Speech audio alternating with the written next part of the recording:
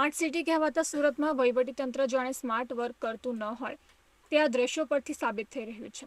સુરત શહેરના કતારગામ વિસ્તાર સ્થિત ગજેરા સર્કલ નજીક નિર્માણાધીન બ્રિજની કામગીરી છેલ્લા ઘણા સમયથી મંથર ગતિએ ચાલી રહી છે। જેના પગલે મેયર સહિત સ્ટેન્ડિંગ કમિટીના ચેરમેને કોન્ટ્રાક્ટરને સાથે રાખીને સ્થળ મુલાકાત લઈ કામગીરીનું નિરીક્ષણ કર્યું હતું।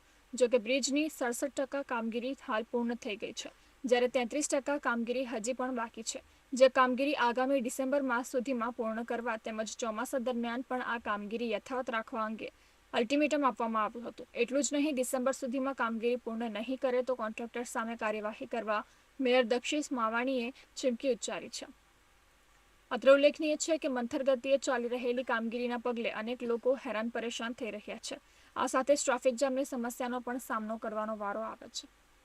એક લોકોમાં એક હોવાપો તો આ બ્રિજ કેમ લેટ થાય છે। આપણી ચેનલના માધ્યમથી હું જાણ કરું છું કે એ બ્રિજની નીચે ઘણી યુટિલિટી આવતી હતી, એના હિસાબે 10 મહિના યુટિલિટી ચેન્જ કર્યો। સુરત મહાનગરમાં મોટો ભાર પડતો હતો ને યુટિલિટી ચેન્જ કરવા હિસાબે બ્રિજની ડિઝાઇન પણ ચેન્જ કરવી પડે એમ હતી। એટલે મેં યુટિલિટી ચેન્જ નહીં કરી ને ડિઝાઇન ચેન્જ કરી, એટલે મહાનગરપાલિકામાં ભારણ પણ ન પડ્યું। 10 મહિના જેટલો લેટ ચાલુ રહ્યો હતો, પણ ડિસેમ્બર સુધીમાં ચોક્કસ અમે લક્ષ્યાંક આપ્યો છે એટલે ડિસેમ્બર સુધીમાં હવે 67% જેટલી કામગીરી પૂરી થઈ છે।